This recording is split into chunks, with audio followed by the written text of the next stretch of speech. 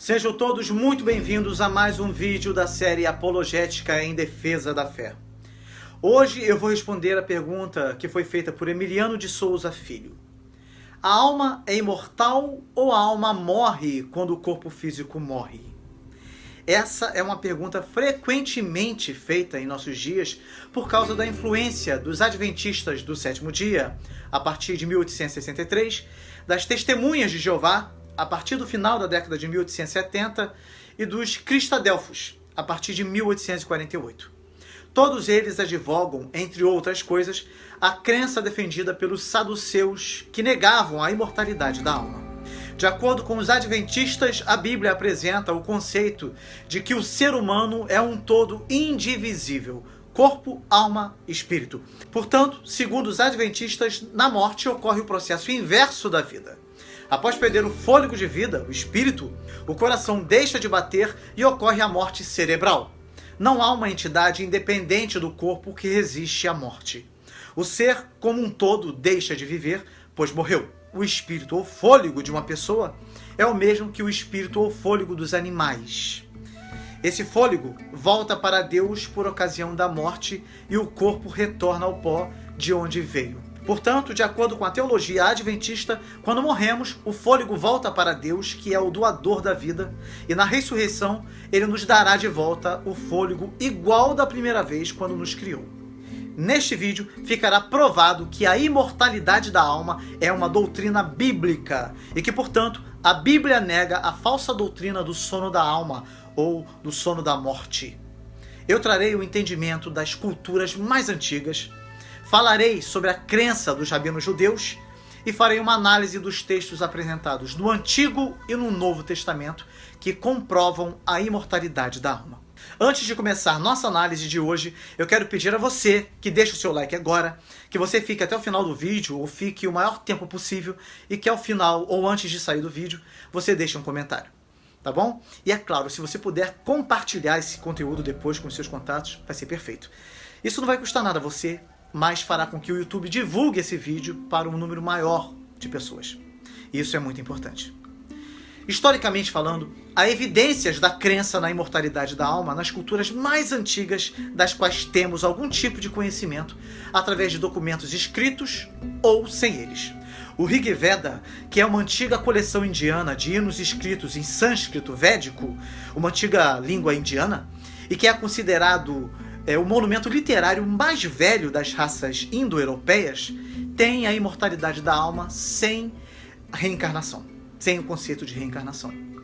Os Upanishads, que são partes das escrituras Shruti hindus, começaram a ser escritos cerca de 1000 anos antes de Cristo e representam a substância própria da religião oriental, especialmente o budismo.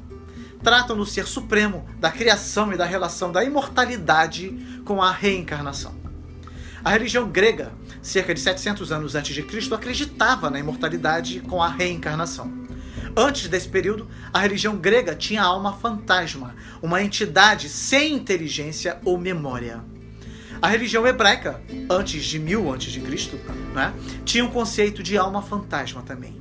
Primeiro, a ressurreição sem alma sobrevivente, mas antes dos tempos helenistas, a ressurreição com a alma sobrevivente.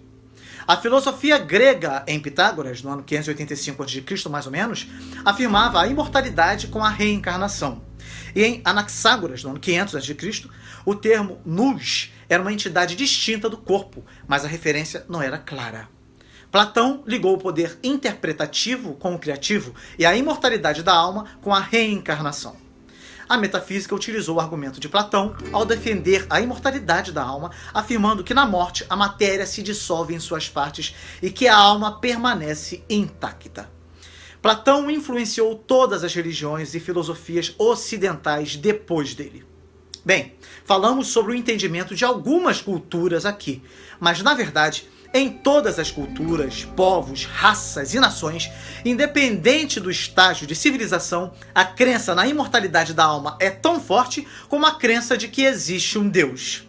Portanto, a imortalidade da alma já era uma ideia bastante defendida na época de Jesus, quando seus inimigos saduceus começaram a negar esta doutrina. Para compreendermos bem a doutrina da imortalidade da alma, doutrina esta defendida pela Igreja Cristã ao longo de quase 2000 anos de cristianismo, precisamos compreender o significado de alma e espírito, tanto em hebraico como em grego. A palavra alma em hebraico é nefesh e em grego é psique. Ambas se referem à parte imaterial do homem, à essência da vida, o ser mais interior do homem. A palavra espírito em hebraico é ruá e em grego é pneuma, que também se referem à parte imaterial do homem, à parte invisível do homem, a sua respiração, o ar em movimento, sopro, ânimo, brisa. Ou seja, tanto em hebraico como em grego, estes termos apresentam a mesma ideia, que é a composição imaterial do homem. Importante dizer que muitos estudiosos consideram que a Bíblia não faz uma nítida distinção entre alma e espírito. Em João 12, versículo 27, Jesus diz: agora está angustiada a minha alma. E no capítulo seguinte, em um contexto muito parecido, João diz que Jesus perturbou-se em espírito. Em Hebreus 12, versículo 23, as pessoas que morreram são chamadas de espíritos, tá? Os espíritos dos justos aperfeiçoados. Lá em Apocalipse 6, 9 e Apocalipse 20, versículo 4, elas são chamadas de almas. Então, dessa forma, segundo esses estudiosos, na teologia dos hebreus, alma e espírito são termos sinônimos. Em relação aos ensinamentos dos próprios rabinos judeus, a imortalidade da alma é uma doutrina incontestável. O mais eminente dos rabinos judeus alemães, Leo Baeck, diz no seu livro A Essência do Judaísmo que a imortalidade da alma é uma doutrina do judaísmo e que essa vida recebe o seu sentido da futura. O Dr. Kohler, diretor de um colégio americano para rabinos judeus, na sua autorizada obra Teologia Judaica, diz que a nossa própria natureza exige a imortalidade, que corresponde a crer em Deus, o qual não pode decepcionar o coração humano. O rabino Morris Joseph, no seu livro Judaism as Creed and Life, O Judaísmo como Credo e Vida, escreve: a doutrina da imortalidade faz parte integrante do credo judaico.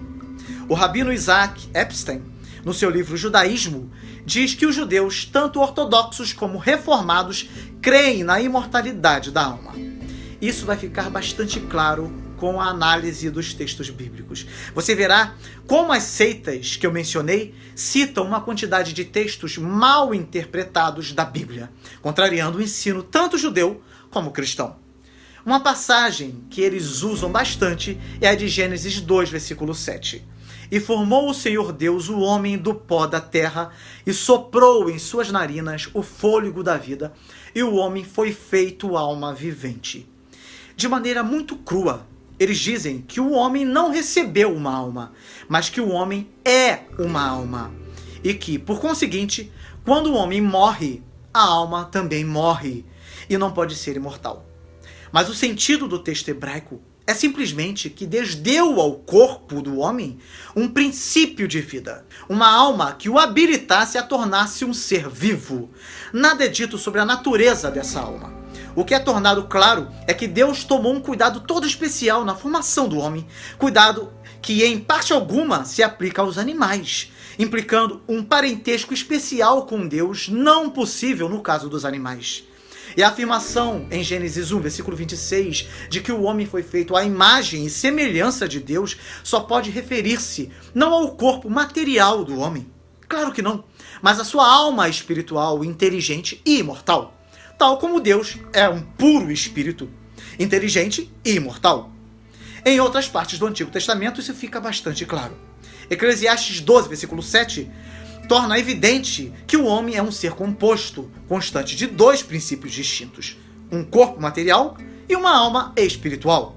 Falando da dissolução da união entre o corpo e a alma pela morte, esse texto diz o seguinte: então o pó voltará para a terra da qual era, e o espírito voltará para Deus que o deu.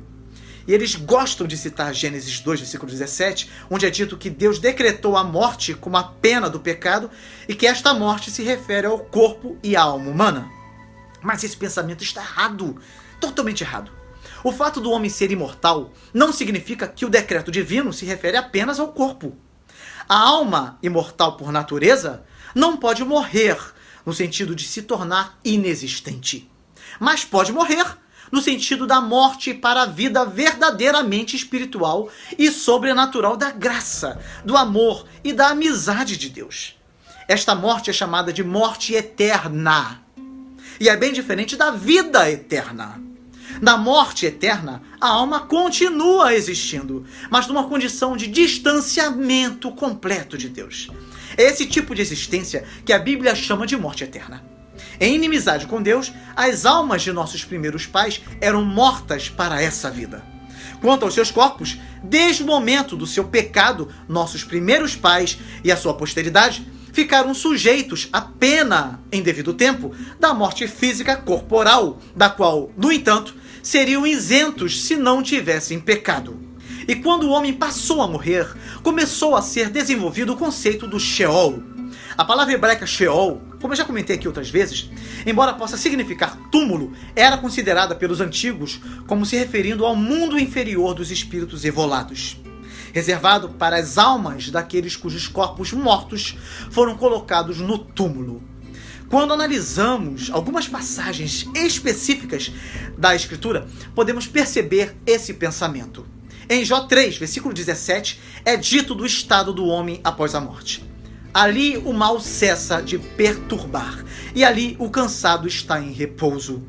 Porém, tais declarações do Antigo Testamento devem ser julgadas de acordo com o imperfeito grau de conhecimento concedido aos homens antes de a plenitude da verdade ter vindo com a dispensação cristã.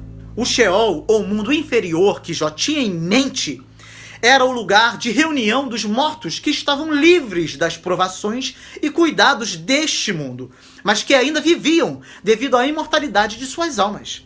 A vida deles, entretanto, era considerada como uma vida em trevas e sombras, sem pensamento ou atividade como a conhecemos em nossa vida diária. Essas ideias daquilo que a vida futura representa, mesmo sendo inadequadas, são argumentos que comprovam a crença na imortalidade da alma. Em Jó 19, 25 a 27, lemos o seguinte: Pois sei que o meu Redentor vive, e no último dia ressuscitarei da terra, e serei revestido novamente da minha pele, e em minha carne verei o meu Deus, o qual eu mesmo verei, e os meus olhos contemplarão, e não outro. O verdadeiro eu de Jó, a sua alma, estará ali esperando ser revestida novamente da sua contraparte corporal, para poder ter uma vida futura não apenas como um espírito desencarnado, mas na sua humanidade completa, consistente em corpo e alma. Outro argumento que comprova que a alma é eterna é o fato da Bíblia proibir e condenar a consulta aos mortos. Em Deuteronômio 18, versículo 11, está escrito: Não haja entre vós ninguém que procure saber a verdade omitida dos mortos. Proibição que indica a crença reinante na possibilidade de comunicação com as almas sobreviventes dos falecidos. Uma outra passagem é a de 1 Samuel 28, versículo 11. Recentemente, nesta série, eu abordei este texto. Não deixe de assistir a este vídeo, pois muitos defendem que foi o próprio Samuel que apareceu por uma permissão de Deus e não por algum poder da Médium de Endor. Os que negam a imortalidade da alma gostam de utilizar também os salmos em busca de algumas frases soltas que possam parecer apoiar, mesmo superficialmente, que a alma é mortal. Assim, eles citam o Salmo 6, versículo 5. Pois na morte não há lembrança de ti, e no túmulo quem te agradecerá? Mas estas palavras de modo algum são opostas à doutrina da imortalidade da alma. São naturalmente condicionadas pelo conhecimento imperfeito da vida futura, permitido nos tempos do Antigo Testamento, como eu já falei. A crença, então, era que as almas sobreviviam à morte do corpo, mas que o Sheol, para o qual elas iam, era uma região de tristeza, sem muitas das coisas que tornam desejável a vida neste mundo. As almas evoladas eram julgadas como tendo somente uma fraca consciência de existir, sem serem capazes de empenhar-se no culto externo de lembrança e de louvor oferecido a Deus nos serviços religiosos que tanto significavam para o povo judeu. Portanto, se os falecidos deviam ser lastimados por não mais poderem participar dos serviços religiosos de lembrança e de louvor, isso comprova que eles continuariam existindo conforme o Salmo 16, de 9 a 11, comprova isso através da convicção da felicidade futura. Portanto, meu coração está alegre e a minha glória se rejubila. Minha carne descansará na esperança, pois não deixarás minha alma no Sheol, nem permitirás que o teu santo veja a corrupção. Mostrar-me-ás o caminho da vida, em tua presença há plenitude de alegria, à tua direita há prazeres para sempre. O Salmo 49, versículo 15, muitas vezes é citado para mostrar que a alma está tão morta no túmulo como o corpo que foi sepultado. Mas, novamente, a palavra traduzida como túmulo é o hebraico Sheol. Veja só. Deus redimirá a minha alma do poder do túmulo, Sheol, pois ele me receberá. Os pensamentos do salmista são de almas no estado de trevas e de frustração. As suas ideias eram necessariamente condicionadas pelo grau imperfeito da verdade revelada então disponível naquela época. Ele não tinha ideias claras acerca da redenção e da ressurreição da carne no sentido cristão desses termos. Ele sabia que Enoque e Elias haviam sido transportados desse mundo sem passarem pela morte, e sentia obscuramente que, de algum modo, Deus certamente tratará o justo diferentemente de como tratará o mau. Em espírito de fé e de confiança, ele exprimiu essa esperança. O cristão, olhando para trás, com a luz mais clara do Novo Testamento para ajudá-lo, vê nessas palavras uma significação maior do que a percebeu o próprio escritor delas. É claro, todas as almas são imortais por sua própria natureza e continuarão conscientemente após a morte. Mas ao passo que as almas dos maus serão deixadas no submundo do Sheol, também traduzido como inferno, tá? Deus tomará as almas dos justos para si no céu. Por isso, Paulo disse aos coríntios que, se o nosso tabernáculo terreno for dissolvido, nós temos uma casa não feita por mãos, mas eterna, no céu. E escreveu aos Filipenses 1, versículo 23, sobre o seu próprio desejo de partir e estar com Cristo, porque isso é ainda muito melhor. Estas palavras seriam inteiramente sem sentido se a morte significasse o não estar ele com Cristo, mas simplesmente ser inexistente. Não devemos pensar de forma alguma que a cada vez que as palavras alma e morte são encontradas nas Sagradas Escrituras, que a imortalidade da alma está sendo negada. Claro que não. Devemos interpretar o texto de maneira correta. Por exemplo, as palavras do Salmo 78, versículo 50. Ele não poupou da morte a alma desses, mas entregou a vida deles à peste. Isso faz referência à doença corporal, mostrando que a morte física do corpo era o castigo deles. A sorte da alma, depois da sua separação do corpo, nem sequer é aludida nesse texto. Semelhantemente, o Salmo 115, versículos 16 e 17, quando diz: os céus são os céus do Senhor, mas a terra ele a deu aos filhos dos homens. Os mortos não louvam o Senhor, nem aquele que desce ao silêncio. Apenas afirma que os mortos não podem mais juntar-se ao louvor que Israel oferece a Deus nesse mundo, e de modo algum se refere à condição das almas evoladas, salvo para dizer que elas não podem se comunicar conosco ainda nesta vida. Desta mesma forma, deve ser interpretado o Salmo 146, versículo 4. Quem crê na imortalidade pode aceitar cada palavra de Eclesiastes 9, versículo 4 a 5, que nos diz: para todos os vivos há esperança. É melhor um cão vivo do que um leão morto. Porque os vivos sabem que morrerão, mas os mortos nada sabem, nem têm mais recompensa, pois sua memória é esquecida. Quem crê na imortalidade pode aceitar cada palavra aí. Enquanto o homem está nesta vida, pode esperar realizar alguma coisa pelas suas atividades físicas e mentais. Mas a morte porá fim a todos os seus projetos neste mundo. A pessoa viva mais incompetente está em melhor situação no que respeita à atividade neste mundo do que a pessoa mais competente que morreu. Os vivos sabem que morrerão, mas os mortos já não são capazes de usar a sua inteligência nesta vida, nem de gozar qualquer dos frutos dos seus labores, embora os tenham acumulado muitos. Nem são lembrados muito tempo pelos que ficaram vivos. Mas esta descrição dos mortos em relação à vida neste mundo não diz nada e nem pretende dizer coisa alguma concernente às condições para as quais eles foram. De modo algum nega a imortalidade da alma e a retribuição futura. Fica claro no texto de Isaías 14, versículo 9 a 10, que o profeta considerava o Sheol, ou as regiões inferiores, como o mundo dos ainda viventes.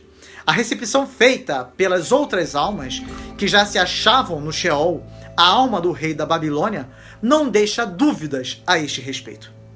Descrevendo essa recepção, ele escreveu: o Sheol, nas suas profundezas, conturbou-se para vir ao teu encontro, a tua chegada. Todos responderão e dir-te-ão: também tu foste ferido, tal como nós, foste feito semelhante a nós. Isso seria impossível se as almas não sobrevivessem à morte do corpo. As testemunhas de Jeová gostam muito de citar Jeremias 51, versículo 57. Embriagarei os seus príncipes e os seus sábios, os seus capitães e os seus magistrados e os seus homens poderosos, e eles dormirão um sono perpétuo e não acordarão, diz o rei cujo nome é o Senhor dos Exércitos. As palavras aí não têm a menor referência à questão da imortalidade da alma. Jeremias apenas prediz a destruição que sobreviria à Babilônia, declarando que os governadores e soldados dela seriam cortados permanentemente desta vida pela morte. E eles também gostam de usar o texto de Ezequiel 18, versículo 4. A alma que pecar, essa morrerá. Estas palavras são interpretadas como significando que a alma que peca morre no sentido de se tornar inexistente. Contudo, no mesmo capítulo, no versículo 23, analisa só, Ezequiel, ele mesmo diz: tenho eu algum prazer em que o mal morra e não em que se converta dos seus caminhos e viva? Longe de se referir a qualquer morte física da alma, Ezequiel está atacando uma noção judaica então reinante de que toda a responsabilidade pelo pecado poderia ser lançada sobre os antepassados e que os judeus ainda estavam sendo punidos pelos pecados de seus pais. Ele, portanto, anunciou de forma vigorosa e incisiva que cada indivíduo, pelos seus próprios pecados, também merece o castigo da morte corporal que veio ao mundo para o homem como pena do pecado dos nossos primeiros pais. Por causa de uma passagem que trata da responsabilidade moral dos pecadores, arguir que a alma não é imortal por sua própria natureza, mostra completa incompreensão dos princípios ordinários da interpretação bíblica. Em relação aos evangelhos, o texto de Mateus 10, versículo 28, é usado de forma errada para apoiar a ideia de que a alma pode ser destruída. E não temais os que matam o corpo e não podem matar a alma. Temei antes aquele que pode fazer perecer no inferno a alma e o corpo. Cristo usou a palavra inferno no sentido da palavra grega Gehenna, para significar a desgraça dos perdidos que experimentarão a eterna destruição de todas as suas esperanças de felicidade celeste e não deles mesmos. Em Mateus 18, versículo 9, lemos como noutra ocasião, ele preveniu os seus ouvintes: se teu olho te escandaliza, arranca-o e lança-o fora de ti. É melhor para ti entrares na vida com um só olho do que, tendo 2 olhos, seres lançado no fogo do inferno. Gehenna de novo aqui, tá? Se Gehenna significasse destruição ou extinção absoluta, o aviso perderia toda a sua força. O que a posse dos 2 olhos nunca poderia compensar é a consciência da ruína irreparável, e a experiência eterna pressupõe a imortalidade da alma. Outra indicação do pensamento de Cristo sobre o assunto é a na disputa com os fariseus, que acreditavam na imortalidade, com os saduceus, que a negavam, haver Cristo ficado do lado dos fariseus e contra os saduceus. Afinal, Deus não é Deus dos mortos, mas dos vivos, disse Jesus. Portanto, fica evidente que a doutrina da ressurreição dos mortos, que aparece em diversas passagens bíblicas, também é mais uma prova da imortalidade da alma. Uma passagem nos evangelhos que tem causado muita perturbação aos opositores da sobrevivência da alma após a morte é a de Lucas 23, versículo 43, onde achamos registradas as palavras de nosso Senhor ao ladrão moribundo: em verdade te digo, hoje mesmo estarás comigo no paraíso. Seria fatal para as teorias destes admitir que a alma do ladrão naquele mesmo dia experimentaria a felicidade do além-túmulo. Assim, para fugirem a esta dificuldade, eles traduzem estas palavras da seguinte forma. Olha só. Em verdade, vírgula, digo-te hoje, estarás comigo no paraíso. Mas traduzir esta frase deste modo é coisa inteiramente oposta às regras gramaticais da sintaxe grega concernente à ênfase posicional. Semeron, a palavra grega correspondente a hoje, tem a sua posição enfática dada em relação às palavras que a seguem. Não haveria sentido em Nosso Senhor dizer, digo-te hoje. O ladrão penitente sabia perfeitamente que ele não estava falando de ontem ou de amanhã. É claro que não. Hoje mesmo estarás comigo no paraíso mostra o inesperado privilégio prometido ao bom ladrão no meio dos seus sofrimentos e da sua agonia. A reprodução sugerida é uma distorção da escritura para se ajustar a ideias pré-concebidas. Aqueles que apoiam o conceito do sono da alma argumentam que Jesus não poderia dizer que encontraria o ladrão no paraíso naquele mesmo dia, porque ficaria morto por 3 dias e ele também ainda não havia subido ao céu. Se você quiser saber mais sobre isso, há um vídeo aqui nesta mesma série que eu fiz. Não deixe de assistir. Embora a ascensão de Cristo realmente não houvesse ainda ocorrido e seu corpo certamente estivesse no túmulo, ele havia entregue seu espírito ao Pai. Não é verdade? Temos certeza de que no momento de sua morte, a alma de Jesus foi para o paraíso, conforme havia declarado. Pai, em tuas mãos entrego o meu espírito. Do Evangelho de João, com frequência são citadas estas palavras. Ninguém subiu ao céu, senão aquele que do céu desceu, o Filho do Homem que está no céu. João 3, versículo 13. Os negacionistas gostam de perguntar, se as almas são imortais, onde estavam enquanto se achavam impedidas de irem para o céu? Mas esse texto não está dizendo que as almas foram impedidas de irem para o céu, como os católicos gostam de interpretar, dizendo que todas as almas dos crentes mortos do Antigo Testamento foram para o limbus patrum, e só saíram após a pregação do Evangelho por Jesus Cristo, quando Cristo desceu ao Hades ou Sheol para pregar aos espíritos em prisão. Não é este o entendimento que devemos ter desse texto, tá? Eu fiz um vídeo recente também sobre a descida de Jesus ao Hades. Não deixe de assistir, pois você saberá a interpretação bíblica reformada acerca do descensus. O nome dessa doutrina, tá? Descida de Cristo ao Hades ou ao inferno. O que Jesus disse a Nicodemos é que somente ele podia subir ao céu, Jesus, porque somente ele havia vindo de lá. A palavra céu, nesse texto, se refere à própria habitação de Deus e não ao paraíso, também chamado de céu, que é o lugar onde todos os crentes mortos se encontram.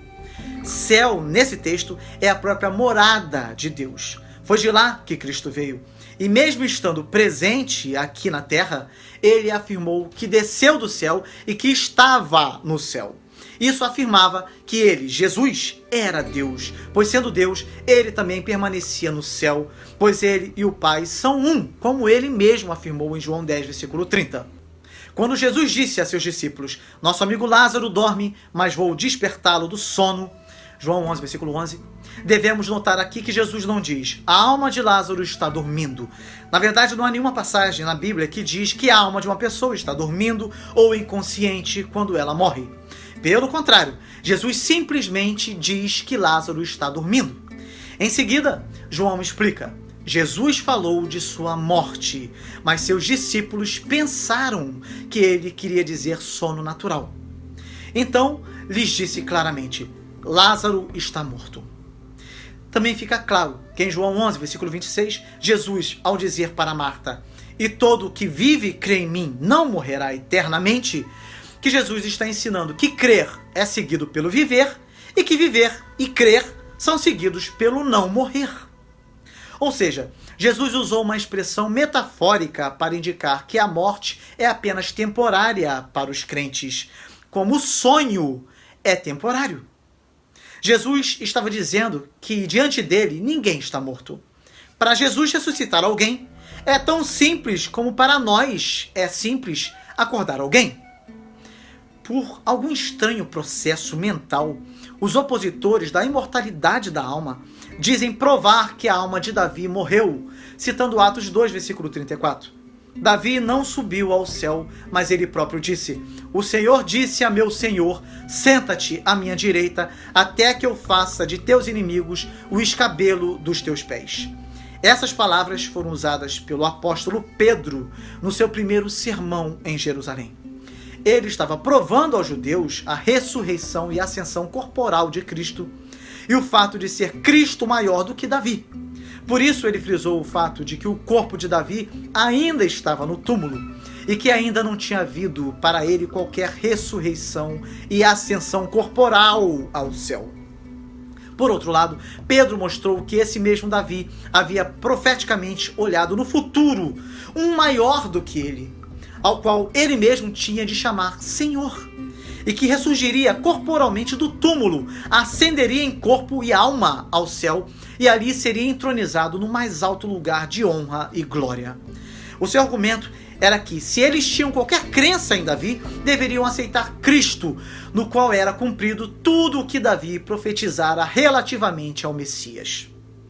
Tudo isso, precisamente, não diz nada sobre a condição da alma de Davi, nem fornece a mais leve evidência de que a sua alma não esteja agora no céu com Cristo ressuscitado e ascendido, embora o seu corpo ainda não haja ressurgido dos mortos. Para isso, Davi deve esperar com o resto do gênero humano a ressurreição geral no fim dos tempos. Mas a alma de Davi está no céu, tal como Paulo ansiava por esse mesmo privilégio quando dizia que desejava partir e estar com Cristo, coisa muito melhor. Todo o capítulo 15 da primeira epístola aos Coríntios tem dado origem a muitas ideias falsas também. Leia com calma esse capítulo e você verá o ensino de Paulo sobre a ressurreição. Paulo ensina que depois que a alma deixa o corpo na morte, sobrevivendo sob condições próprias aos seres espirituais desencarnados, o próprio corpo é sepultado e se corrompe como os outros corpos materiais. Mas os nossos corpos ressurgirão de novo no último dia. Não no mesmo estado de quando foram sepultados, mas tão mudados e espiritualizados que serão capazes de compartilhar o destino das almas espirituais às quais foram reunidos. Assim, a parte mortal do homem assumirá a imortalidade, semelhante à parte já imortal do homem, a alma. E se alguém houver morrido em estado de graça e amizade com Deus, corpo e alma serão glorificados para um destino celestial e eterno. Em 1 Timóteo 6, versículo 16, Paulo fala de Cristo, Rei dos Reis e Senhor dos Senhores, o único que tem a imortalidade. Daí os opositores dirão: com que direito então se diz que as almas humanas possuem a imortalidade por uma lei própria da sua verdadeira natureza? Veja bem, todas as almas são naturalmente imortais. O sopro, afinal, veio de Deus. Todavia, a afirmação de que só Cristo tem a imortalidade não se refere à imortalidade natural, porém a algo imensuravelmente mais alto e inteiramente único. Enquanto toda alma deve, por necessidade, continuar a viver, pode continuar a viver ou em trevas e em infelicidade, ou em luz e em felicidade. Mas para fazer isso, ela precisa herdar uma vida divina. Nenhum poder natural do homem o tornará hábil a herdar essa vida divina. Tal vida, comunicada a nós pela natureza divina do próprio Deus, a única espécie de imortalidade que realmente vale a pena procurar, só pode ser dada por Cristo. Neste sentido, só Ele tem a imortalidade. Só Ele sempre existiu, diferente da alma que foi dada ao homem quando ele foi criado. Esta é a imortalidade cristã, completamente diferente da imortalidade meramente natural. Ela supõe a alma elevada a um nível muito mais alto do que a nível meramente natural e colhida na própria vida de Deus através de Cristo. O princípio dessa vida divina e imortal, a graça santificante, podemos possuí-lo desde agora. Isso pode ser comprovado pelas palavras de Cristo. O reino de Deus está dentro de vós. Isto fornece a chave para a compreensão de 1 João 5, versículo 12. Aquele que tem um filho tem a vida. Aquele que não tem um filho não tem a vida. Isso não parece como se a alma humana não tivesse imortalidade inerente por si mesma? Se tomarmos modos de ver meramente naturais, assim poderia parecer. Porém, modos de ver meramente naturais nunca podem fornecer uma compreensão verdadeira da religião cristã. O que João quer dizer é que somente aqueles que aceitam, amam e servem Cristo é que têm a espécie de vida que Cristo veio dar. Os que rejeitam Cristo não têm dentro de si essa vida divina da graça. Nós todos somos naturalmente mortais, mas Cristo ajunta uma qualidade especial à nossa imortalidade natural, habilitando-nos não apenas a continuar a viver depois da morte, mas a vivermos na eterna felicidade, na muito íntima relação pessoal com o próprio Deus. Nesse sentido, nos é dito: esta é a vida eterna, conhecer-te e a Jesus Cristo que nos enviaste. Os que rejeitam isto serão imortais no sentido de continuarem vivendo eternamente, mas não terão essa espécie de vida eterna que é a única digna do nome de vida. Portanto, ou você terá a vida eterna, ou você terá a morte eterna. Em nenhum desses estados você deixará de existir, pois conforme foi provado, a alma é imortal. Um texto maravilhoso que despedaça totalmente a doutrina do sono da alma é o de Hebreus 12, versículo 22 ao 24. Nesse texto, o autor está nos dizendo que nós entramos na presença de Deus no céu, não como espírito dos mortos que estão dormindo em um estado de inconsciência, mas como a igreja dos primogênitos e dos justos aperfeiçoados, junto com os milhares e milhares de anjos. E o texto de Apocalipse 6, de 9 a 10, deixa isso definitivamente claro. E havendo aberto o quinto selo, vi debaixo do altar as almas dos que foram mortos por amor da palavra de Deus e por amor do testemunho que deram.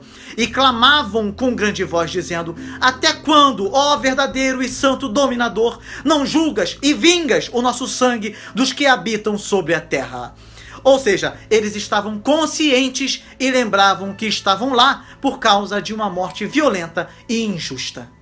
Concluindo tudo o que vimos aqui, ficou bastante claro que a imortalidade da alma é uma doutrina defendida pelas culturas mais antigas, pelos rabinos judeus e pelo Antigo e Novo Testamento. E assim, a falsa doutrina do sono da alma ou sono da morte foi negada cabalmente. Ficou provado que, devido à natureza progressiva da revelação divina, as referências à vida após a morte não são tão claras nos primeiros livros do Antigo Testamento como são nos últimos e nos do Novo Testamento.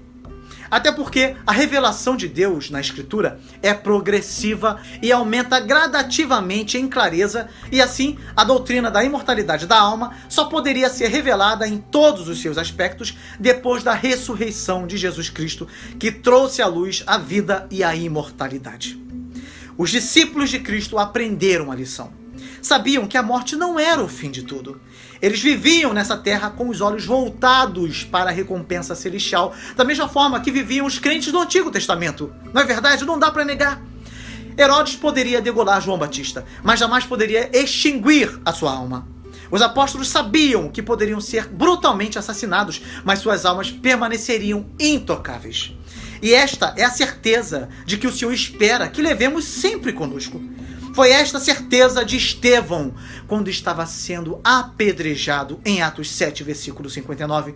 Suas últimas palavras foram: Senhor Jesus, recebe o meu espírito.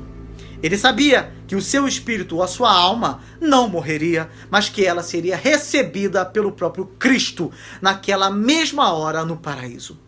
A própria razão conhece que este mundo é pequeno demais para ela. Os animais inferiores acham nele tudo o que requerem.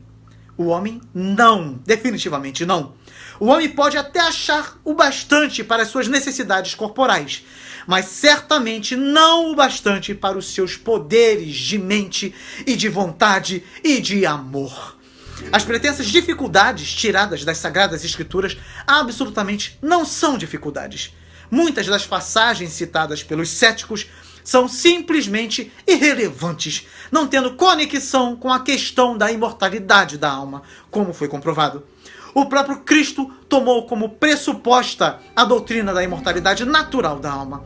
Ele veio oferecer uma super imortalidade de graça neste mundo e de eterna felicidade no mundo vindouro. Ele mesmo, naquela natureza humana pela qual se fez um só conosco, atingiu uma nova e gloriosa vida depois da sua morte e repetidas vezes manifestou-se aos seus seguidores já ressurreto, assegurando a eles e a nós da realidade daquela nova e gloriosa vida, privilégio que ele tornara possível também para nós.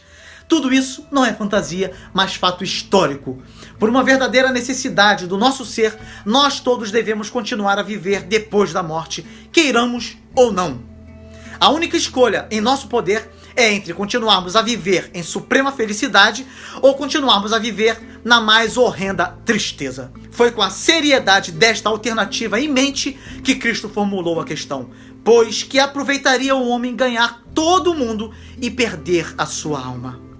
A negação de uma vida futura simplesmente esvaziaria essa questão de qualquer significado real.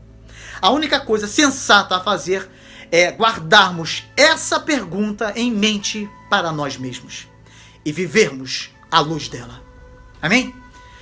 Diga o que você achou desse vídeo e deixe o seu like, compartilhe e se inscreva no canal caso você ainda não seja inscrito, para que você possa estudar a Bíblia versículo por versículo e a história do cristianismo aqui conosco no canal. Uma exclusividade aqui do canal. Que Deus te abençoe muito e até o próximo vídeo com a graça de Deus.